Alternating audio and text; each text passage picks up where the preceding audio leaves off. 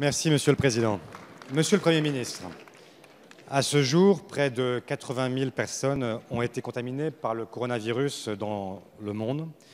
Et en Europe, nos voisins et amis italiens sont aujourd'hui les plus touchés et je veux leur dire en notre nom à tous notre solidarité. Votre ministre de la Santé est à Rome avec ses homologues européens car l'évidence, c'est que la réponse doit faire l'objet d'une coordination étroite. Le pire n'est heureusement jamais certain. Mais pour conjurer la menace, il faut de la coopération, du sang-froid et de l'unité pour permettre à nos personnels soignants déjà durement éprouvés de travailler dans les meilleures conditions et je tiens évidemment à saluer leur dévouement. Sur ce sujet, les polémiques et les surenchères sont non seulement indécentes, mais elles sont dangereuses.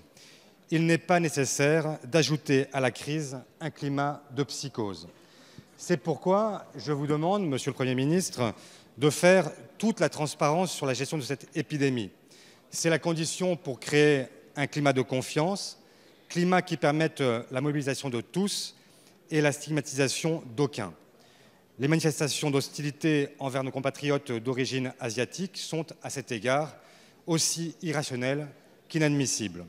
Pour ces raisons, je souhaite que, comme pour l'état d'urgence, vous réunissiez les chefs de parti et présidents de groupes parlementaires.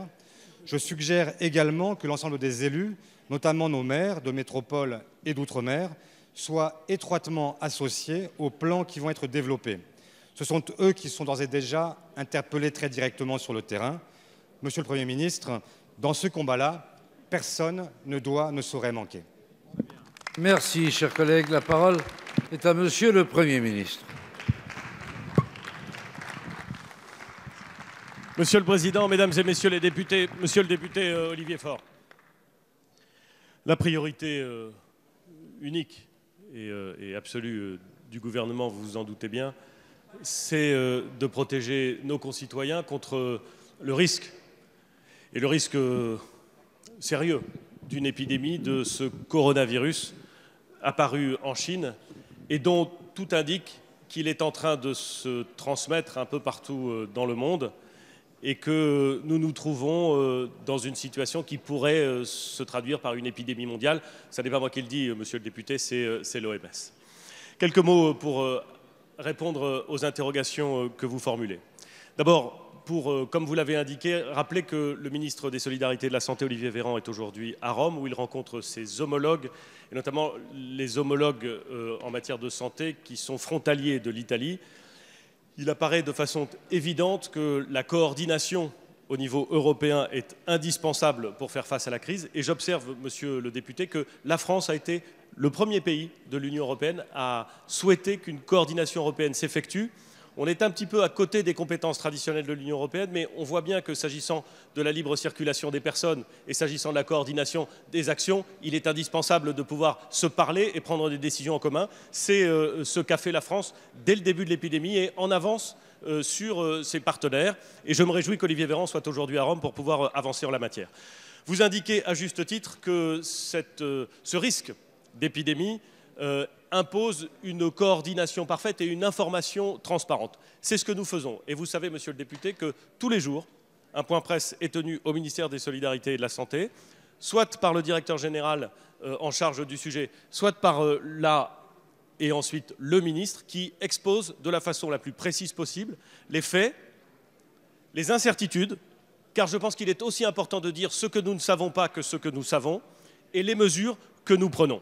Dans le même souci de transparence, je peux vous indiquer que j'ai adressé aujourd'hui à l'ensemble des maires de France, aux présidents des conseils départementaux et des conseils régionaux, un courrier indiquant les mesures que nous avions prises et l'état de nos connaissances au jour où je parle. Et en disant cela, monsieur le député, je préfère être parfaitement clair. Nos connaissances évoluent forcément au fur et à mesure des jours qui passent. Et nous devons évidemment, pour faire face à ce problème, être réactifs et prendre au fur et à mesure les décisions qui s'imposent. Un mot peut-être sur notre état de préparation. D'abord, pour souligner que dès l'apparition du virus en Chine, nous avons organisé, avec l'accord des autorités chinoises et en bonne intelligence avec les autorités chinoises, le rapatriement d'un certain nombre de nos concitoyens vers le territoire national. Et nous en avons profité à la demande des pays européens pour procéder au rapatriement d'un certain nombre de citoyens européens dans le même mouvement. De l'avis général, les opérations de rapatriement ont été remarquablement organisées. Je ne le dis pas pour m'en satisfaire au titre du chef de gouvernement, je le dis parce que cela veut dire que les services de l'État, que les élus locaux concernés, que l'ensemble de ceux qui ont contribué à ces opérations ont fait un remarquable travail et je tiens à les féliciter. De la même façon, monsieur le député, il faut saluer le remarquable travail qui a été réalisé par les services de santé, par les services administratifs et par les élus locaux lorsque des cas ont été identifiés au contamin de Montjoie. Là aussi, de l'avis général, les opérations ont été remarquablement conduites et nous devons le dire, non pas pour garantir qu'il n'y aura jamais de problème, mais pour se dire que le système français est vigilant et alerte face à ces sujets. Dernière chose, monsieur le député, nous avons veillé à ce que le dispositif français soit prêt. Cela passe par la mise en vigilance d'un certain nombre de centres hospitaliers, d'abord les CHU, puis 70 centres supplémentaires, ce qui veut dire que partout en France où il y a un service de SAMU, nous sommes prêts à accueillir d'éventuels malades. Nous constatons qu'il n'y a aucun malade hospitalisé en France aujourd'hui atteint par ce virus. Aucun. Aucun à ce stade. Mais bien évidemment, nous sommes vigilants et nous ferons toujours la transparence complète. C'est une condition indispensable de la confiance de nos concitoyens.